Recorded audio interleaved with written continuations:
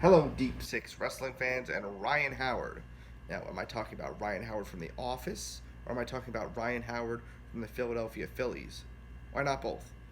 Uh, this is another edition of Glorious or Rotten Rewind. I'm your host, the Glorious Robbie Rotten, and this edition is going to be about WrestleMania 13, which took place on March 23rd, 1997, from the Rosemont Horizon in Chicago, Illinois.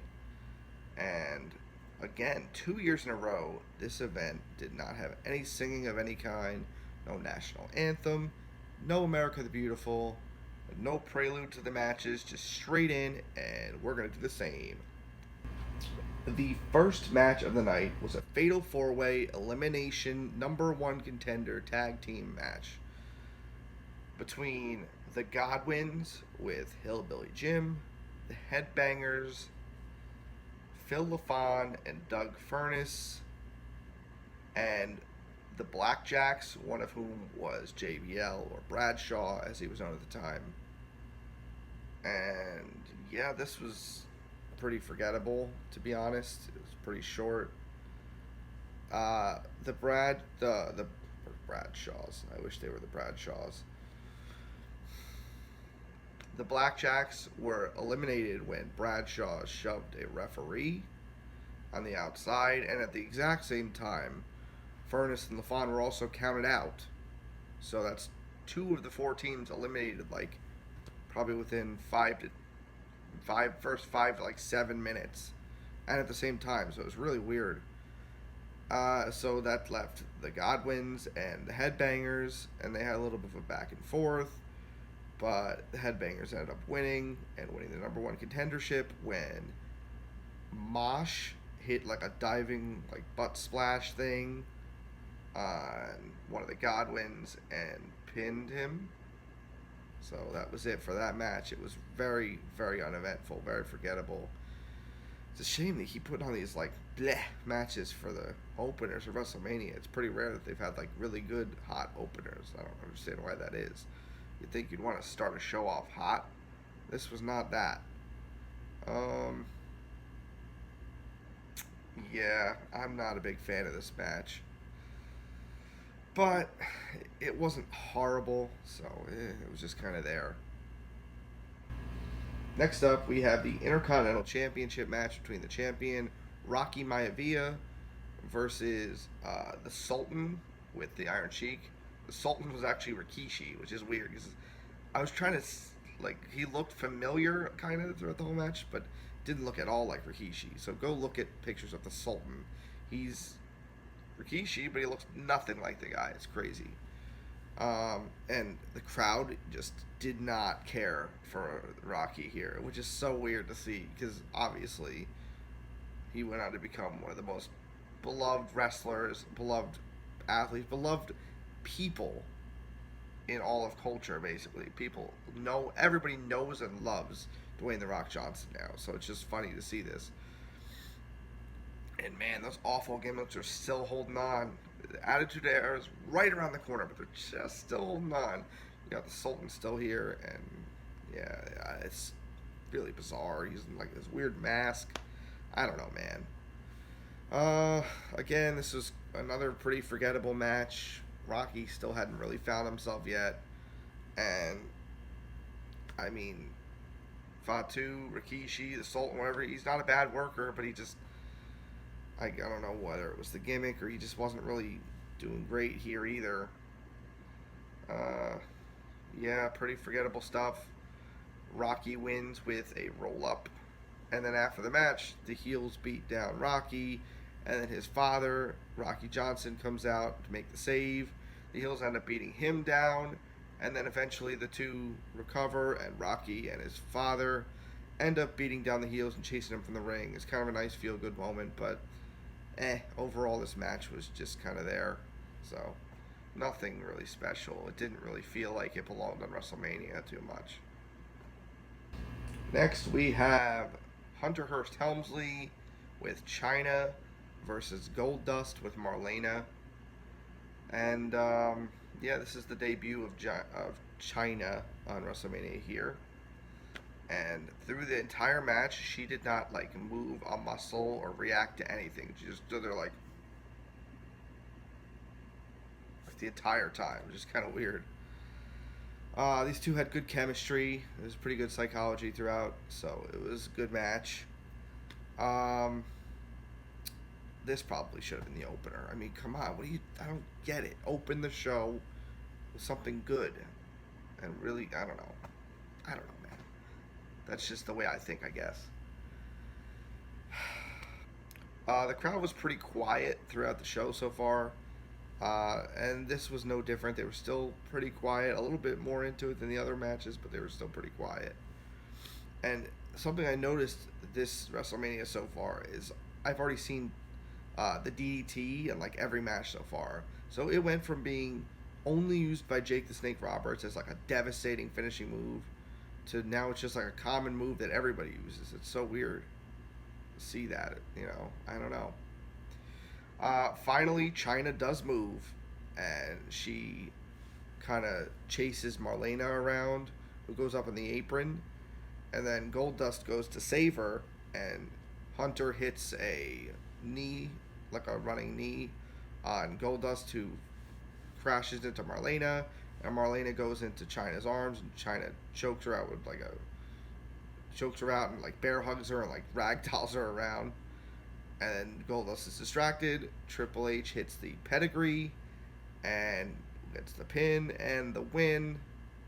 And this was a pretty good match, but a little bit more action, I think. A little bit, like maybe 2 more minutes, 5 more minutes. It would have been something real special, I think. About 5 more minutes. So, just a little bit off the mark. Okay, next up we have the WWF Tag Team Championship match between the champions Owen Hart and British Bulldog versus the most random trio. Like, I don't know if most random trio I've ever seen, but one of the most random trios I've ever seen. Vader and Mankind with Paul Bearer. What? Why? But you know what? This was actually really fun. Good chemistry. Everybody involved was really good at what they did, and they made this work. They did really well. A lot of good action. The heels dominated most of the match, which was pretty nice. Owen's really good at working from underneath, and Vader's really good at being that dominating heel, and Foley's just great at whatever he does. So this was just fun. I'd say the only thing that held this back was the finish. It ends in a double countout when Mankind has the Mandible Claw locked on British Bulldog, and the two of them get knocked out of the ring, and he does not release the Mandible Claw, so they get counted out. And it makes sense for Mankind's character because he's kind of deranged, unhinged, so he doesn't really care about winning. He just cares about inflicting punishment. But it holds the match back a little bit for me. So, good match, but the finish just kind of took it down a notch for me. Next up, we have the submission match between Stone Cold Steve Austin and Bret Hart with Ken Shamrock as a special guest referee. And initially, Stone Cold Steve Austin won the 1997 Royal Rumble by last eliminating Bret Hart. If you actually watch the Royal Rumble, Hart eliminated Stone Cold, but the refs didn't see it because there was a brawl on the outside. So the refs don't see that, and then Stone Cold sneaks back in, and then he ends up being him and Bret, and he throws Bret out. So there's a legitimate gripe there from Bret. And instead of this being a title match, or this being Stone Cold being the title picture, this is when Shawn Michaels lost his smile. So, I mean, the rumor is that he didn't want to drop the title to Bret. So, I don't know if that's true, because the rumored main event was going to be Bret and Shawn. Speculation. But anyway, the title ended up going to Sid moving forward, and Sid ended up being the champion going to WrestleMania. So, it was just a whole, mess in that time period. So, for whatever reason, this just ended up being the match, because these two had a legitimate beef with each other, and it probably worked out for the best. There's a video package preceding the match which was highlighting Brett's like fading popularity. You know, he's kind of like, he kind of sees that he feels like he's being screwed over a bunch of times, so he's kind of starting to be like a whining, I don't want to say he's a heel, but he's starting to kind of trend that way. And Austin's just like surging popularity. The fans are really starting to get behind him. He's still a heel, but the fans are starting to really love the guy. And this just, it started with a brawl. There was so much animosity here. Fantastic storytelling. I love when two people have like legitimate heat, at least perceived legitimate heat with each other, and they don't start a match by just like tying up. Like they actually brawl to start. It makes sense. So who's gonna just wrestle somebody that they hate? They're just gonna wrestle them just like anybody else. It doesn't really feel as legitimate to me. So this was really nice. And they brawled all over the arena. They beat the hell out of each other. And this whole match, just bell to bell, was magic. There was great psychology throughout. Fantastic chemistry with each other. Brett started working on Austin's leg, and he was working on it throughout. He even hit that like really nasty figure four with the steel post spot. It always looks really painful. And Austin just kept fighting from underneath and fighting back, and it was really the underdog. And you could really start to see about halfway through, the crowd was really into Brett in the beginning, and you could really start to see the tides kind of change, where the crowd started to be like, wait a minute, we don't want this guy, we want this guy. So it started to kind of switch over from Brett to Austin, because Austin was really being gutsy and fighting from underneath, and the crowd was starting to appreciate him for what he is. And it was really interesting. You don't see that very much, and it was very, very well done. Eventually Austin gets busted open when his head hits the guardrail, and that's obviously, I'm sure you've seen the iconic images of Austin bleeding in this match, but it's just really, a lot of times blood, if done well, really adds to storytelling, and it did here. Just the sight of Austin bleeding in the sharpshooter is one of the most iconic images in wrestling history, and that's what we got here.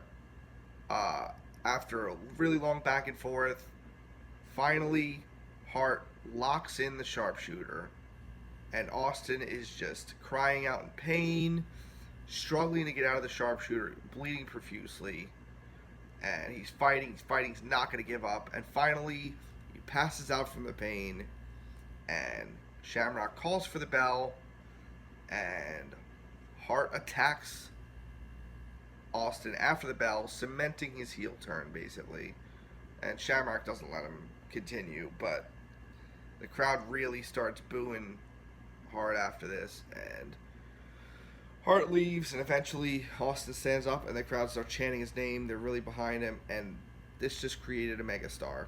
This match can be looked at as a moment where Stone Cold Steve Austin really became a star, because he was on his way for sure.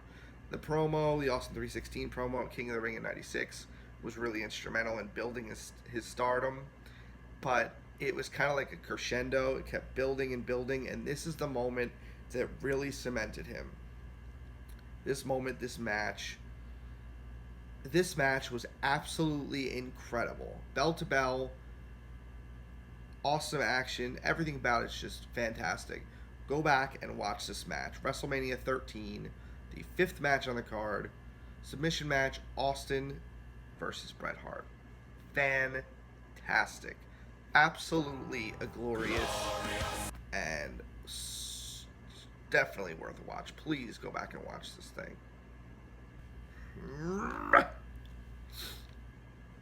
Next up, we have the Chicago Street Fight Tag Team match between the Nation of Domination, which was Farouk, Savio Vega, and Crush, versus the Legion of Doom and Ahmed Johnson.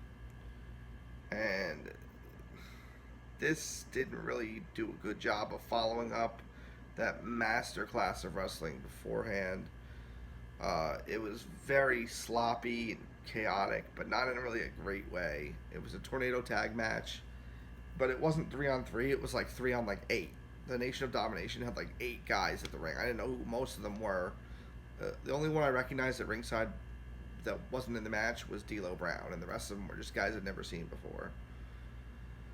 And they all kept getting involved throughout. There was just too much going on, and none of it was particularly good action. There was one point where Animal tried to pile drive Farouk through the French announce table, and he slipped off. It was great. Oh my god. So funny. And there was another point where one of the Road Warriors was like hitting Farouk with a road sign from outside the arena, and it didn't even look the least bit painful. It just like took forever to hit him. It was like, and when it finally hit him, it barely made a sound. Didn't look painful at all. This was just a mess. The Legion of Doom and Ahmed Johnson get the win with a Doomsday device, and then a 2x4 clothesline, which looked also not painful at all, in a mess of a match. And this just did not follow up. You know what? I think I had the match I watched before was just so good, and this just wasn't. It wasn't horrible. It just wasn't any good. It really just didn't do anything for me. So it was just there. I don't know. Okay, and finally we found ourselves at the main event, the WWF Championship match between Psycho Sid and The Undertaker, which this is his first of many WrestleMania main events. And I want to say, how was Sid a main event superstar? He was horrible. Like, he had a good look, and I guess he could talk. I mean, half of his promos are just awful, but half of his promos are really good, so it's like mixed bag. I don't know. He just was awful. I don't know. He's terrible in the ring. But here he is, another big guy for Undertaker to slay. And this is exactly what you expect. Pretty slow and plodding. Lots of bear hugs and other meh. A lot of rest holds. Undertaker tried. He always tries his best, but he couldn't get a good one out of this guy. Not like with Diesel, unfortunately. I feel so bad for him in these days. What a shame. So many of his early streak matches just were not very good. And this was like 20 minutes. It was so long. Oh my god, way too long. I mean, it's the main event of WrestleMania, but oh my god, it just dragged on forever. And Bret Hart kept showing up. Shawn Michaels was actually on commentary. So in the beginning, before the match even started, Bret Hart showed up and cut a promo. He accused Shawn Michaels of faking his injury, which he probably was. He accused Undertaker of like slamming the door on Bret Hart or something, so they're not friends anymore. I don't know what that was about. He also said that Sid is a fraud and he would never be the real champion. So Sid powerbombs Bret, and Bret goes away, and then they start the match. Then later on in the match, Bret shows up and hits Sid with a steel chair. So this is a no DQ match. I forgot to mention that. But anyway, he hits Sid with a chair, but it doesn't really matter. Sid recovers, and he ends up actually hitting Undertaker with a tombstone. He reverses Undertaker's tombstone attempt and hits Undertaker with a tombstone for a great near fall. Probably the closest anyone ever came to breaking the streak at this point. Hart comes out again and distracts Sid, and then Undertaker hits the tombstone piledriver for the pin and the win, and extends the streak to 6-0 at this point. And I want to say that the ref took forever to count this pin for some reason. Like, it was like 1, 2, 3. Like, it wasn't like he got ref bumped or anything. He was hurt. He just, for whatever reason, it took him forever to count the pin. I don't know what that was about. But yeah, and this. No, this was terrible. This was absolutely a rotten. Way too long. Just not good action. I hate this because I hate giving bad grades to Undertaker matches. But they're forcing my hand. I'm sorry. What a terrible way to end WrestleMania. You know what? I take that back. It's a great way to end WrestleMania with Undertaker as a WWF champion. He finally gets like a solid run with the title and is in a really good spot on the card. He deserves that 100%. So that's a good way to end WrestleMania. But the match preceding it was horrible. So I just wish it had been a better match to end WrestleMania. So, you know. Overall, aside from the submission match, this is pretty lackluster WrestleMania. There were a couple solid matches sprinkled throughout, but overall, very middle of the road WrestleMania. Nothing really stood out too much aside from the one match. So I don't know. Hopefully things get better from here. We're gonna be entering the Attitude Era, so I can just assume things are gonna head upstairs. Keep going up, up, up. Well, thank you guys so much for watching. Please subscribe to us here on YouTube, like and comment on our videos. Go follow us on Twitter at Deep Six Wrestling. Like us on Facebook at Deep Six Wrestling. And don't forget to have a glorious day.